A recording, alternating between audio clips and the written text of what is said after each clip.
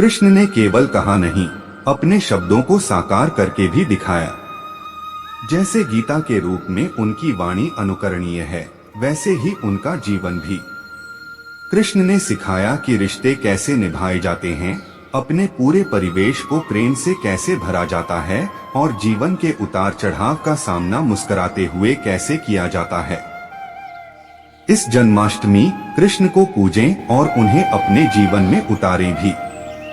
महाभारत के महानायक भगवान श्री कृष्ण मानव इतिहास में मनुष्यता के सबसे बड़े मार्गदर्शक हैं। उनका गीता उपदेश जीवन प्रबंधन का अनुपम ग्रंथ है और उनका व्यक्तित्व कृतित्व गीता की साकार और प्रेरक कसौटी।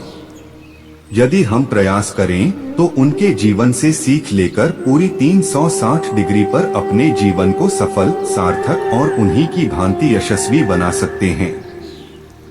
संसार की रणभूमि में अपने जीवन की महाभारत में जय के लिए कृष्ण के जीवन सूत्र ही लक्ष्य सिद्धि के कारगर मंत्र हैं। सभी से प्रेम करने वाले भगवान श्री कृष्ण का जीवन प्रेम का पर्याय है।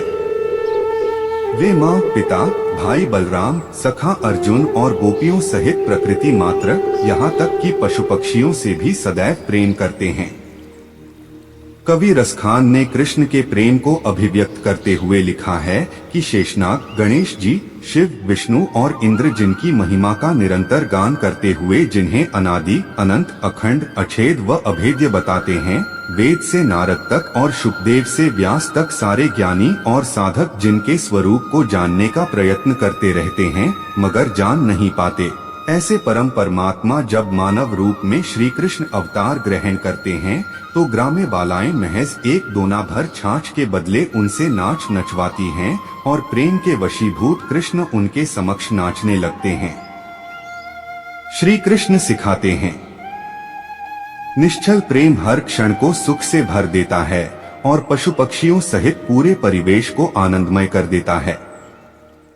हर समय मुस्कुराने वाले श्री कृष्ण का समूचा जीवन संकट, संघर्ष और चुनौतियों की कथा है। उनका जन्म कंस के कारागार में हुआ। जैसे तैसे नवजात कृष्ण सुरक्षित गोकुल पहुंचाए गए मगर बड़े होने तक पूतना सहित अनेक राक्षसों ने उन पर घात लगाई। जरासंध के भय से उन्हें कुटुंब सहित मथुरा छोड़ द्वारका बसानी पड़ी। महाभारत का युद्ध हुआ जिसमें उनकी इकलौती बहन सुभद्रा के पुत्र अभिमन्यु की निर्मम हत्या हो गई। गांधारी ने कृष्ण को उनके कुलनाश का शाप दिया और कृष्ण की आंखों के सामने उनका सारा कुटुंब आपस में लड़कर मर गया। मतलब आदि से अंत तक बहुत कुछ अप्रिय व कष्टदायक घटा। बावजूद इसके कृष्ण की आंखों से कभी आंसू न निकले। हर प्रतिकूल परिस्थिति में कृष्ण सदैव मुस्कुराते ही रहे। ईश्वर होकर भी साक्षी भाव से दृष्टा बने, सब स्वीकारते हुए सहज बने रहे। श्री कृष्ण सिखाते हैं, जीवन में कितनी भी प्रतिकूल परिस्थिति क्यों न हो, उसका मुकाबला मुस्कुराते हुए ही करना चाहिए। स्त्रियों के कृतज्ञ और रक्षक श्री कृष्ण स्त्रियों को मान देने व उनकी रक्षा करने में सदैव अग्रणी हैं। श्रीमद् भागवत पुराण के रास पंचाध्यायी में निर्मल प्रेम के लिए वे गोपियों के प्रति कृतज्ञता ज्ञापित करते हैं तो जन्मदात्री माँ देवकी के साथ ही पालन करने वाली यशोदा की कृपा को पल पल सादर बखानते हैं।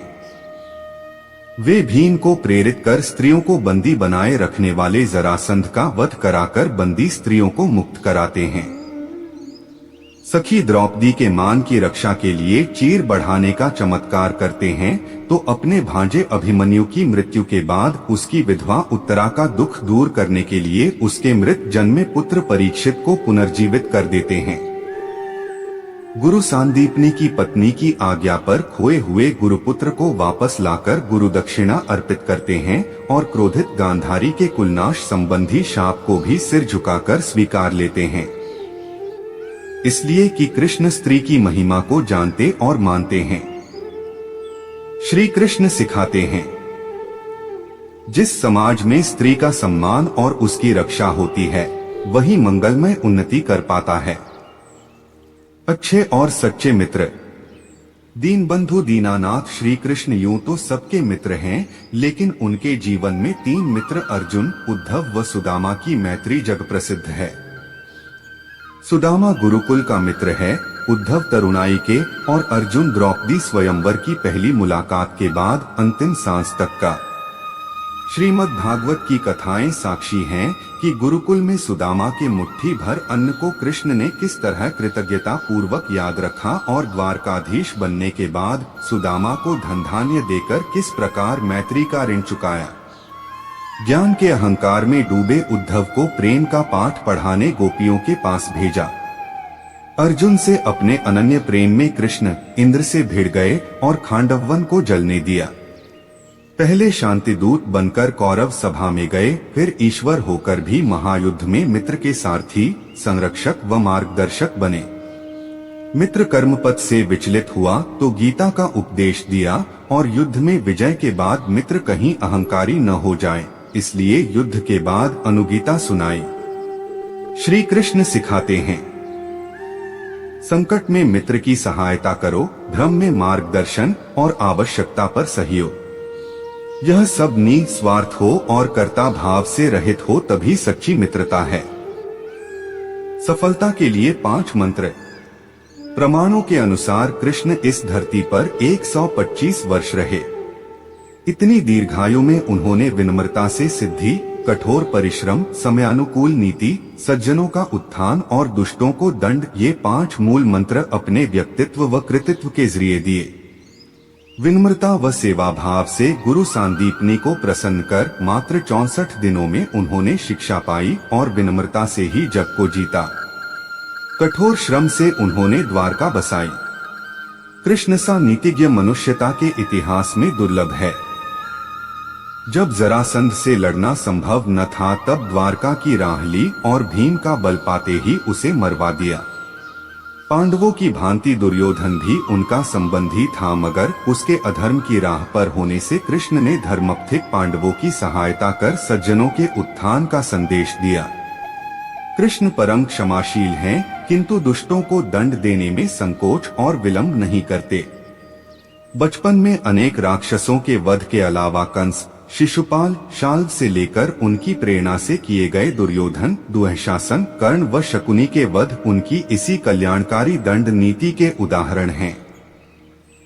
अच्छी नींद आई यह सुनकर ही सुकून मिलता है, बिगड़ी जीवन शैली और आदतों ने ये सुकून छीन लिया है, वक्त रहते संभलना जरूरी है। बिगड़ी जीवन शैली और आदतों ने ये सुकून छीन लिया है, वक्त रहते संभलना जरूरी है।